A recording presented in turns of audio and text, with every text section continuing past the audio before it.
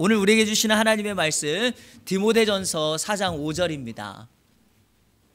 신약성경 디모데전서 4장 5절 말씀.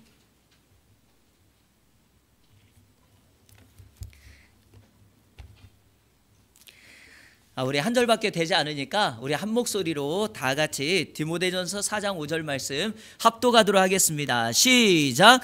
하나님의 말씀과 기도로 거룩하여 짐이라. 아멘. 한 번 더 읽겠습니다. 시작. 하나님의 말씀과 기도로 거룩하여 짐이라. 아멘. 말씀과 기도로 세워지는 교회, 이런 제목으로 하나님의 말씀 잠깐 전하도록 하겠습니다. 2024년에 새해를 앞두고 있습니다. 여러분, 새해는 갑진년이라고 부릅니다. 특별히 올 2024년도에 그 해는 청룡의 해라고 이렇게 불려집니다. 여기 혹시 용띠신 분 있습니까? 용띠? 예. 우리 도연이 박수하겠습니다. 용띠라는 것만으로도 축복받을 충분한 이유가 있습니다. 사랑받기에 태어난 사람이니까요. 특별히 올 한 해 우리 이 안에 모든 성도님들에게 이전보다도 더 큰 하나님의 은혜가 가득하기를 주님의 이름으로 축복합니다. 우리나라는 대학 교수들을 중심으로 해서 한 해를 마감할 때마다 그 해의 단어를 정리하고 넘어갑니다. 고사성어를 정하죠. 여러분, 2023년 우리 한국에 있는 교수님들 약 1,300명이 선정한 사자성어는 견니망의입니다. 자막 한번 보실래요? 견니망의. 이익만을 추구하다 의로움을 잇다, 이런 뜻입니다. 이 교수님들이 이렇게 이 사자성어를 정한 이유는 이런 뜻 때문이라고 합니다. 이렇게 설명을 달았거든요. 대통령의 주변인들이 눈앞의 이익을 떳떳하지 못하고 고위공직자들의 개인재산 문제와 자녀 문제에 대한 대응 등에서 문제가 있다라고 지적하면서 이 단어를 정했다는 것입니다. 그런데 성도 여러분, 사실 이 사람들만 그렇겠습니까? 우리들도 이익 앞에서는 멈칫하는 것이 우리 인생이지 않습니까?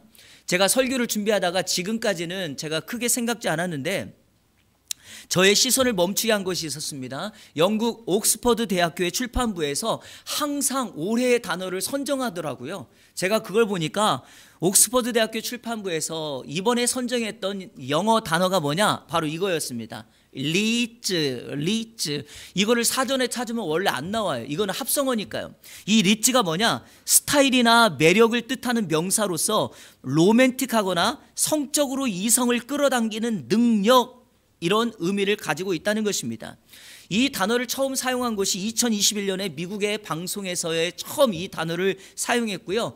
영화배우였던 톰 홀랜드라는 사람이 인터뷰하면서 이 리츠라는 단어를 사용하면서 대중에게 널리 전파되게 되었습니다. 이 출판부가 이 단어를 선정한 이유를 다음과 같이 소개합니다. 소셜미디어가 언어의 변화 속도를 더욱 빠르게 하는 현상에 주목해서 리츠, 즉 속도가 빠르고 사람들의 감각을 자극하고 감정을 터치하는 이런 시대였기 때문에 리츠라는 단어를 선정했다라고 말합니다. 근데 이건 정확합니다. 성도 여러분, 우리가 살아가는 세상은 속도가 매우 빠릅니다. 문화가 바뀝니다. 그리고 그 속도를 붙잡을 수가 없습니다. 사실은요, 교회는 더욱 그럽니다. 과거 우리나라 60년대, 70년대, 80년대까지만 해도 교회가 세상의 사회 문화를 앞섰습니다. 여러분, 옛날에 유일하게 풍금이나 피아노가 있었던 곳은 교회가 유일무이했습니다. 그렇죠? 하지만 지금은 어떠합니까? 따라갈 수가 없습니다. 사람들은 여전히 타인보다는 이렇게 빠른 속도를 살아가면서 자신에게 집중하고 자신의 이익과 안정에 더 집착합니다. 2024년 참 다사다난했죠.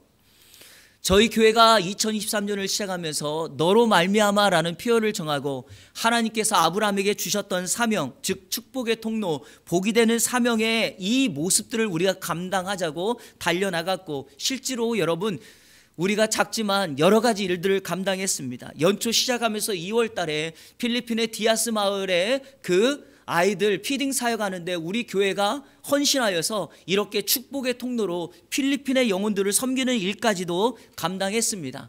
여러분, 지난 시간이 이제 지난 것입니다. 이제 새해를 맞이하고 앞으로 달려갈 시간들을 우리는 기대해야 됩니다. 그래서 2023년 우리가 주목하고 붙잡아야 될 그 표어가 바로 말씀과 기도로 세워지는 교회라고 하는 표어입니다. 다변하는 세상 속에서 개인주의와 자기 자신을 더 중요하게 생각하는 이 시대에 우리 예안의 공동체만큼은, 우리 교회만큼은 성경적인 건강한 아름다운 모습을 보여주며 시대를 영리하면서 선한 영향력을 끼치는 말씀과 기도로 세워지는 그와 같은 공동체가 되기를 주님의 이름으로 축원합니다. 타락한 중세 시대, 중세 교회를 회복하면서 종교 개혁가들이 붙잡았던 은혜의 통로가 바로 말씀과 기도였습니다. 성도 여러분, 세상에 수많은 기관이 있습니다. 회사도 있고 공공기관도 있고요. 많은 단체가 있습니다. 그 안에 기독교인들이 있다면 그 안에서 말씀과 기도의 생활을 열심히 할 것입니다. 그런데 여러분, 처음부터 마지막까지 시작의 존재 목적 처음부터 마지막까지 말씀과 기도에 집중하는 공동체는 교회가 유일무이합니다. 그러니까 우리 예안교회는 2024년 한 해 동안에 말씀과 기도의 두 날개를 펼쳐 하나님을 향하여 비상하며 하나님의 영광과 은혜를 향하여 비상하는 우리 교회가 되기를 주님의 이름으로 축복합니다. 성경에서 말씀과 기도로 거룩하고 말씀과 기도로 세워지는 그 모습을 살펴보니까 가장 중요한 성경 구절 하나가 바로 디모데전서 4장 5절이었습니다. 오늘은 우리가 송구 영신 예배이고 이 표를 관련된 설교를 할 것이기 때문에 디모데전서 4장의 말씀을 제가 강의하는 것이 아니라 이 주제, 즉 말씀과 기도로 거룩하여진다는 이 말씀을 중심으로 여러분에게 오늘 주제 설교를 좀 하려고 합니다. 자, 우리 디모데전서 4장 5절 다시 한번 읽겠습니다. 시작. 하나님의 말씀과 기도로 거룩하여짐이라. 아멘. 381년 니케아 콘스탄티노플 신조에 보면 교회에 대한 정의를 다음과 같이 내렸습니다. 한번 읽어볼까요? 교회는 시작. 교회는 하나이고 거룩하고 보편적이고 사도적이어야 한다. 아멘. 이거 여러분 혹시 어디서 들었던 거 기억나시나요? 이재철 목사님의 새신자반 우리 주일 오후에 공부할 때 교회란이라는 거 할 때 이 말씀, 이 내용 살펴보지 않았습니까? 교회 네 가지의 속성. 현대 복음주의 교회들은 교회를 설명할 때 이 네 가지의 속성을 소개합니다. 교회는 하나여야 되고 거룩해야 되고 보편적이어야 되고 사도적이어야 한다. 세상의 유혹과 공격이 교회를 침투하고 공격해도 교회를 건강하게 지킬 수 있는 것은 이와 같은 교회의 속성을 잘 지켜나가면 된다라고 말하는 것입니다. 21세기에 들어와서 한국교회가 급격한 쇠퇴와 감소 현상을 보이면서 학자들마다 목회자들마다 놀라운 거 한번 들어보세요. 세상 사람들조차도 이구동성으로 하는 말이 있습니다. 그게 바로 뭐냐? 교회가 더 이상 거룩하지 않다라는 거예요.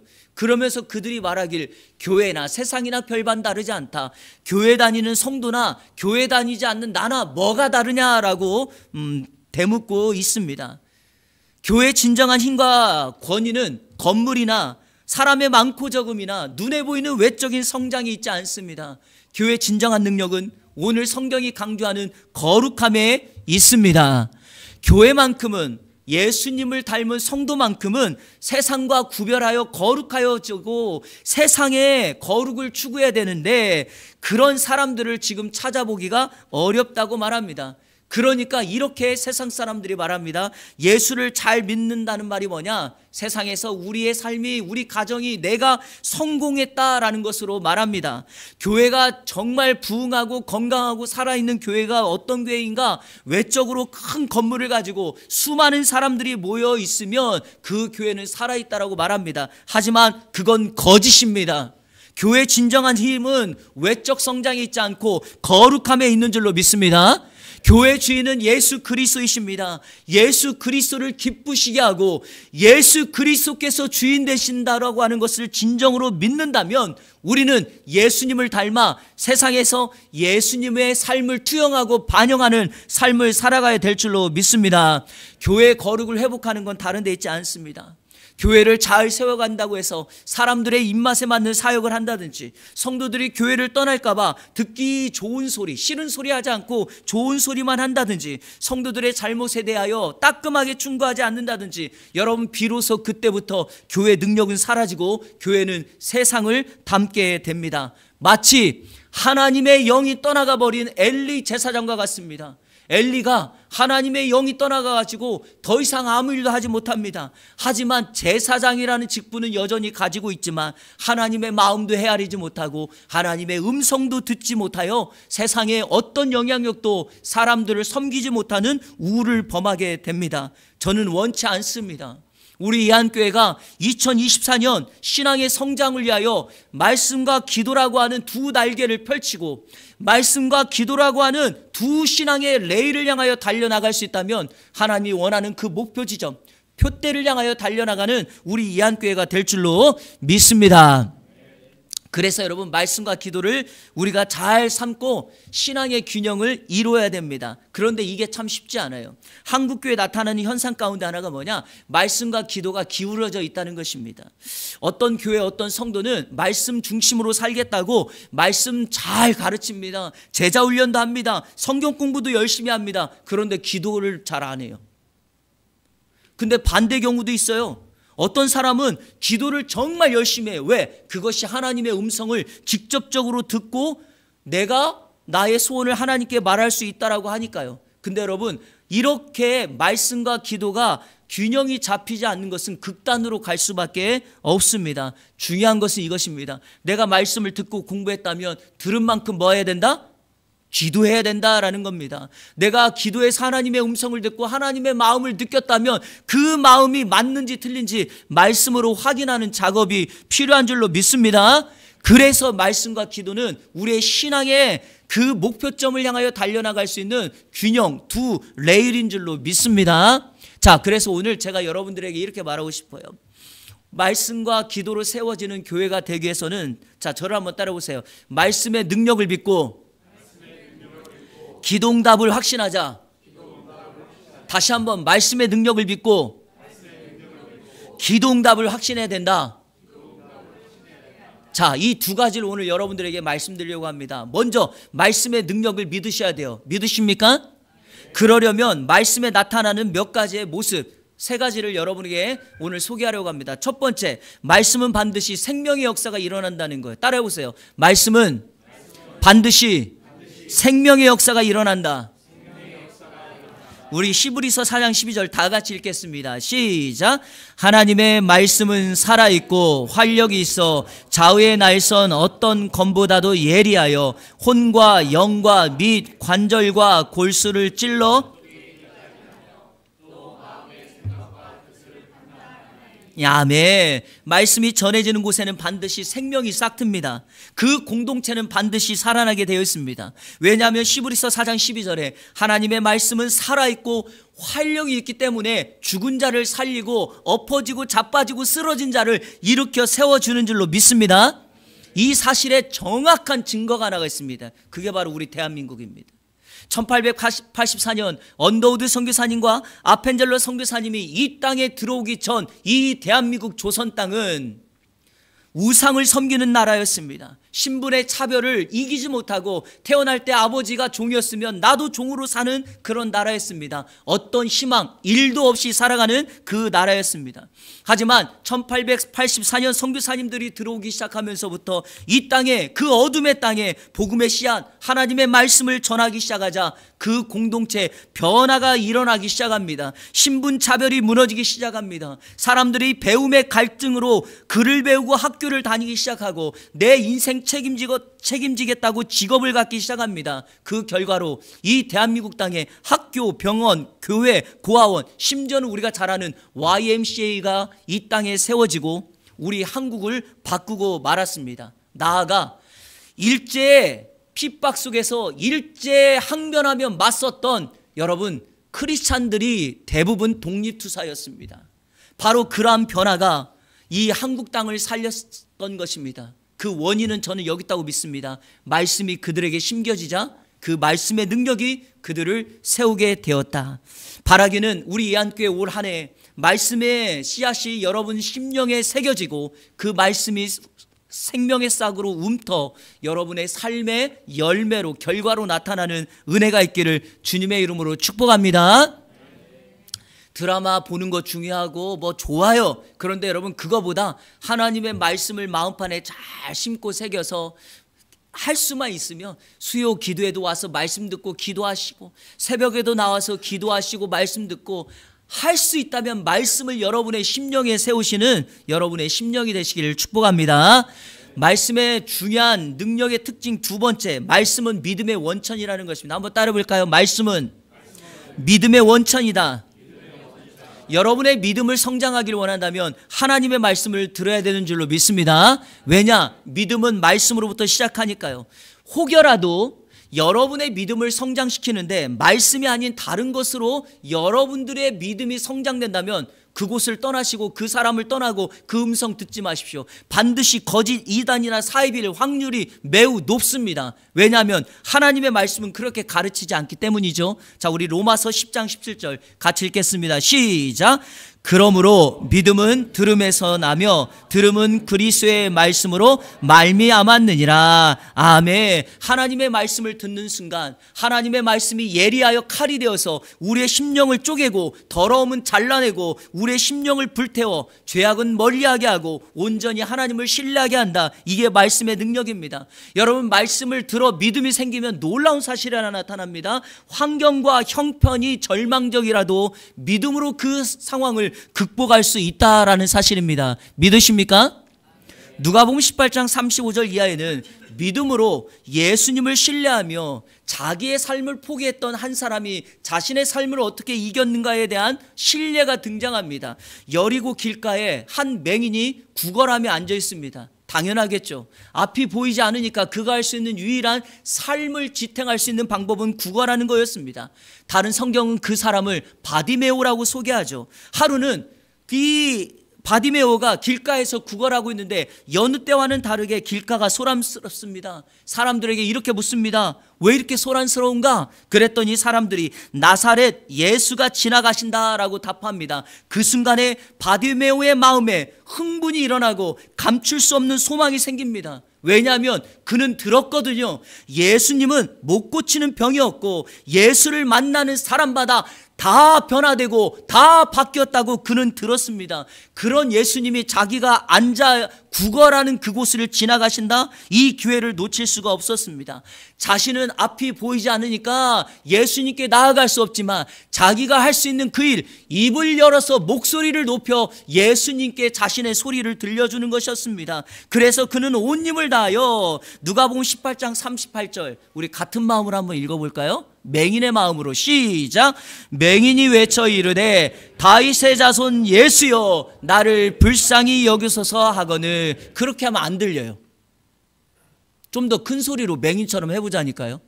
자, 다시요. 시작. 맹인이 외쳐 이르되, 여기서부터 다윗의 자손 예수여 나를 불쌍히 여기소서 하거늘. 그랬더니 옆에 예수님을 따라가던 사람들이 맹인에게 이렇게 말합니다. 시끄러워. 왜 이렇게 시끄러워? 지금 예수님이 어디 가는 줄 알아? 십자가 지러 가는 거야. 너 같은 사람에게 관심 없어. 여러분, 대부분의 사람들은 이럴 때 인생 포기하고 내가 나아가는 길 멈춰섭니다. 그때 어떻게 했는가? 39절 똑같은 심령으로 다시 한번 읽어보는 거예요. 시작. 그가 더욱 크게 소리질러. 시작. 다윗의 자손이여 나를 불쌍히 여기소서. 아멘. 그 결과가 뭘까요? 예수님께서 가던 길을 멈춰섭니다. 여러분, 예수님의 공생애를 살펴보면 예수님이 가는 길에 예수님의 걸음을 멈춘 사람들 별로 없어요. 하지만 몇몇 사람들은 예수님의 가는 길을 멈춰서 그 사람을 주목하게 하고 그 사람을 주목하는 순간 하나님의 역사가 일어나게 합니다. 예수님이 걸음을 멈췄습니다. 바디메오를 오라고 합니다. 묻습니다. 내 소원이 무엇이냐? 그랬더니 바디메오가 이렇게 말합니다. 예수님, 보기를 원합니다. 그때 42절에 예수님이 하나님의 권능의 능력으로 선포합니다. 예수께서 그에게 이르시되 보라 내 믿음이 너를 구원하였느니라. 여러분, 여기서 중요한 게 이겁니다. 바디메오는 자신의 소원을 말했지만 예수님은 그것을 믿음이라고 말합니다. 이유가 뭘까요? 바디메오가 예수님께 자기의 소원을 말한 것은 과거에 예수님에 대한 하나님의 말씀을 들었던 것을 마음에 품었고 그 믿음으로 예수님께 고백한 것입니다. 성도 여러분, 믿음이 하나님의 말씀을 들었을 때 생기는 그 믿음이 나의 신앙을 성장시키고 나를 자라게 할 줄로 믿습니다. 올 한 해 여러분, 이 믿음을 성장시키시고 어떤 환경과 상황과 형편의 어려움이 있을지라도 이 하나님의 말씀을 가지고 있는 믿음으로 거뜬히 이겨내는 저와 여러분의 삶이 되기를 주님의 이름으로 축원합니다. 세 번째, 말씀의 능력을 믿는 사람들은요, 이렇게 순종해야 됩니다. 실천해야 됩니다. 한번 따라 볼까요? 말씀의 손으로 기도. 네, 여러분, 말씀의 손으로 기도하라. 말씀의 손을 여기 기도하라가 아니고 정확히 기억하라는 건데 죄송합니다. 말씀의 손을 기억하세요. 한번 따라 보세요. 말씀의 손을 기억하라. 여러분, 말씀의 능력을 믿는다면 앞으로 이 말씀의 손 5가지를 기억하면서 하나님의 말씀을 이렇게 대하시면 돼요. 자, 그림 한번 볼까요? 이거 우리 전에 성경 공부할 때 했죠? 하나님의 말씀을 이렇게 딱 붙잡으면 어떻게 됩니까? 가장 새끼손가락부터 말해보세요. 읽기, 죄송합니다. 듣기, 읽기, 공부하기, 묵상하기. 이게 새끼손가락부터 엄지손가락까지 가는 게 점점 작은 것에서 큰 걸로 쉬운 것부터 어려운 것으로 가는 거예요. 하나님의 말씀에 대한 우리의 실천이 뭐여야 될까요? 하나님 말씀을 듣기, 읽기, 그리고 어떻게 해요? 공부하기, 그 다음에 암송하기, 그 다음에 묵상하기. 여러분이 하나님의 말씀을 어떤 상황에서도 위기 속에서 말씀이 바로 튀어져 나온다? 그럼 여러분 더 이상 말씀 읽지 않아도 돼요. 근데 정말 그러던가요? 여러분의 어려운 환경 속에서 하나님의 말씀이 막 생각나던가요? 한번 상상해 보세요. 저는 상상력을 동원하고 상상하는 걸 좋아하는데, 예수님께서 마귀에게 시험 받을 때 40일 동안 금식했는데 이렇게 말합니다. 이 돌들을 떡덩이가 되게 하라. 그랬을 때 예수님이 뭐라 그랬어요? 기록되었으되 사람이 떡으로만 살 것이 아니요 하나님의 입으로 나오는 모든 말씀으로 살 것이다 그랬죠. 그런데 여러분 한번 이런 상상해 보세요. 예수님이 말씀을 기억을 못해요. 암송을 못해요. 그랬더니 마귀가 와서 이 돌을 떡덩이가 되게 하라. 잠깐 기다려봐. 내가 어떤 말씀 기억이 날똥말똥한데 잠깐만 기다려봐. 성경책을 막 찾아요. 여러분 이거 얼마나 우습습니까? 여러분 그러실래요? 정말 영적으로 칼이 내 앞에 목을 치고 있는 그 순간에 잠깐 말씀 좀 찾아볼게. 그렇게 되면 이미 우리는 영적으로 실패하고 죽습니다. 그러니까 말씀의 손을 기억하면서 날마다 우리의 신앙을 성장시키는 방법이 뭘까요? 매일같이 듣고 읽고 공부하고 암송하고 묵상하는 것입니다. 비로소 그때 우리의 신앙은 말씀의 사람으로 서게 될 줄로 믿습니다. 2024년 말씀의 레일, 말씀의 날개를 활짝 펼쳐서 나아가는 예안의 모든 성도님들 되시기를 주님의 이름으로 축원합니다. 다음으로는 기도응답의 확신이에요. 기도응답의 확신. 앞에서 말한 말씀의 이 5가지는요, 말씀, 성경책을 가지고 우리가 읽기도 하고 듣기도 하니까 우리가 이 과정 속에서 때때로는 성경이 없으면 힘들 때가 있어요. 근데 여러분 기도는 어떠합니까?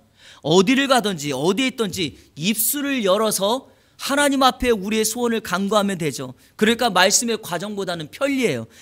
그럼에도 불구하고 편리한데도 불구하고 기도가 신앙생활에서 참 어렵습니다. 어찌 보면 말씀보다 더 어렵습니다. 왜냐하면 말씀을 읽고 그 말씀에 나와 있는 걸 밑줄 치고 확인하면 되는데 기도는 그럴 수가 없어요. 왜? 하나님이 정말 내 기도를 듣고 있는가? 이 기도 이렇게 하면 하나님이 응답할까? 아니 이런 기도의 제목까지도 하나님이 들어주실까라는 의심이 들기 때문이죠. 분명하게 말씀드리지만 신앙은 연습이나 재방송이 아닙니다.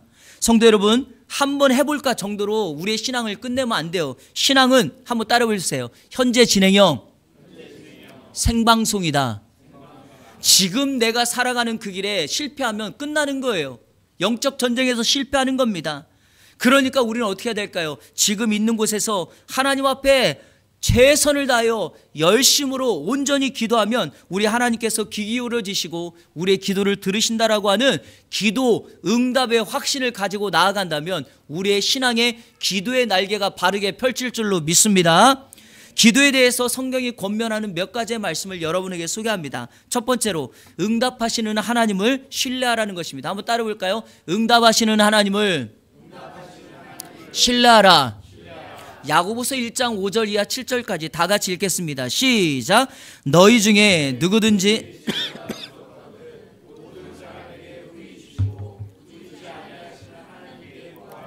그리하면 주시리라. 오직 믿음으로 구하고 조금도 의심하지 말라. 의심하는 자는 마치 바람에 밀려 요동하는 바다 물결 같으니 이런 사람은 무엇이든지 주께 얻기를 생각하지 말라. 아멘. 여러분, 지혜가 부족할 때 모든 사람들에게 후히 주시고 꾸짖지 아니하시는 하나님께 구하십시오. 반드시 우리 하나님께서 응답하실 줄로 믿습니다.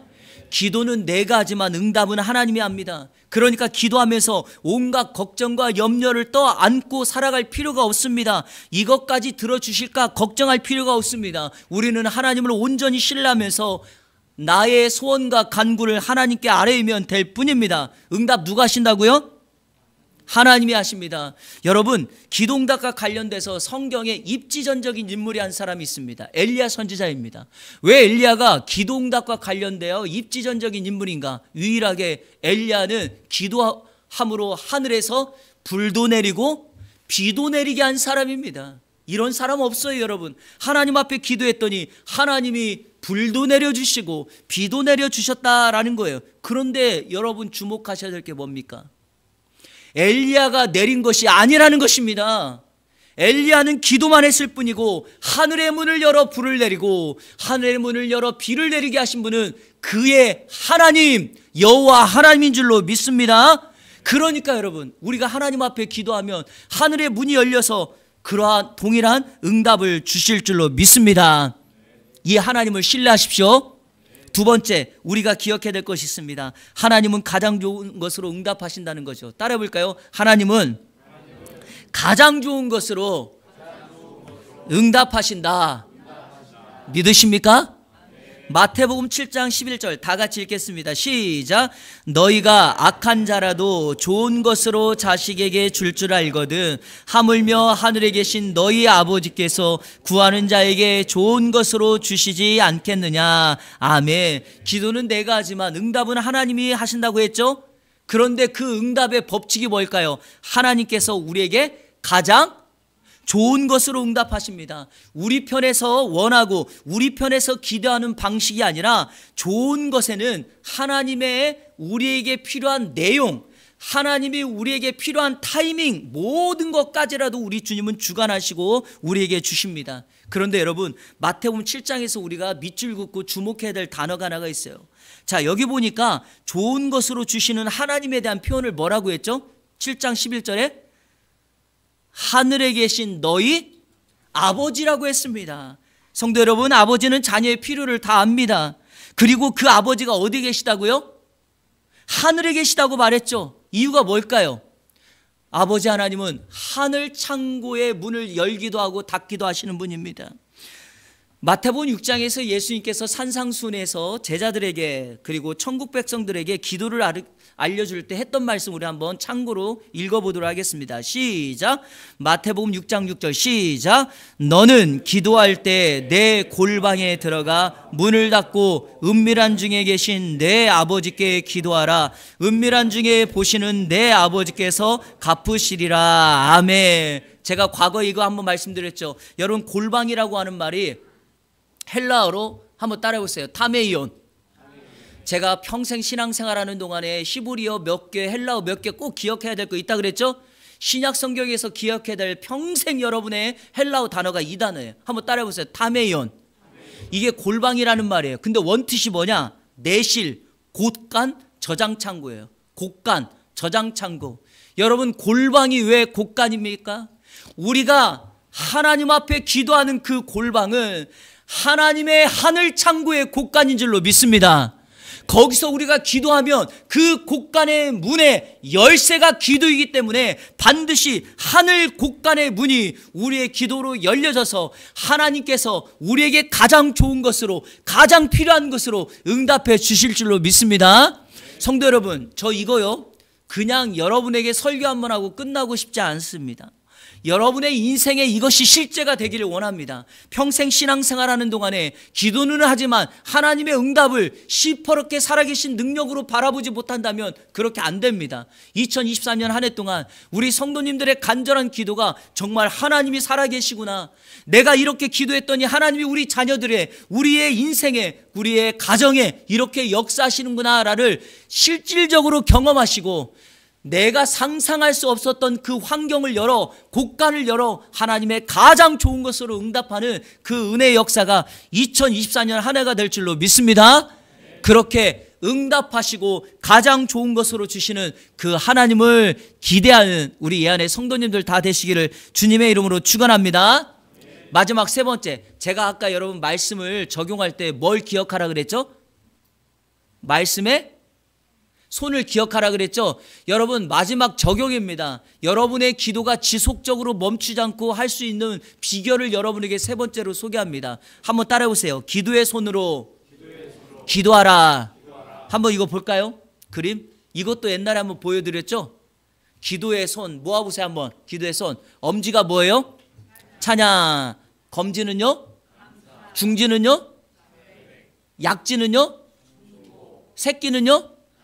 예, 이렇게 기도하라는 거예요. 하나님의 이름을 불러요. 감사를 고백해요. 우리의 죄를 회개해요. 그리고 이웃을 위하여 타인을 위하여 기도해요. 나의 간구의 소원을 아뢰 때 하나님께서 예수님의 이름으로 기도하면 반드시 응답이 될 줄로 믿습니다. 말씀을 맺겠습니다. 교회를 세우는 그 본질은 바로 말씀과 기도에 있습니다. 이런 재미난 얘기가 있어요. 본질이 바뀌면 어떻게 될까요? 변질이 돼요. 변질되면, 신앙이 변질되면 그 사람 저질 인생 돼요. 한번 따라해보세요. 본질이 바뀌면 변질되고, 신앙이 변질되면 옆 사람 째려보면서 저질 인생 된다. 그러니까 여러분, 저질 인생 되면 될까요? 안 될까요? 안 되죠. 그렇다면 말씀의 손으로 말씀 연습, 말씀 훈련 계속 하십시오. 기도의 손으로 기도를 멈추지 말고 하나님 앞에 여러분의 기도를 아뢰십시오. 이것이 바로 우리의 애절한 몸부림이 되어야 될 줄로 믿습니다. 설교를 마치면서 우리 성도님들께 한번 도전하고 제가 질문하고 싶습니다. 여러분의 지금까지의 신앙의 여정 속에서 정말 말씀과 기도에 전념해 보신 적이 있으십니까? 말씀대로 순종하고 기도함으로 삶의 문제를 해결했던 적이 있으십니까? 어려울 때마다 사람 찾아가고 부모님께 도움 요청하고 힘 있는 사람에게 찾아가서 날 좀 도와달라고 하기는 많이 했지만 어려운 문제와 아픔 속에서 살아계신 하나님, 하늘에 계신 아버지께 날 좀 살려달라고, 날 좀 도와달라고 간절하게 외치고 소원했던 적이 있으십니까? 없으시다면 2024년 한 해가 여러분의 인생을 하나님 앞에 도전하고 하나님 앞에 실험하는 복된 은혜의 역사가 있기를 주님의 이름으로 축원합니다. 말씀으로 살려내고 기도함으로 하나님의 응답을 경험하는 우리 예안교회, 우리 모든 성도님들 다 되시기를 우리 주 예수 그리스도의 이름으로 축원합니다.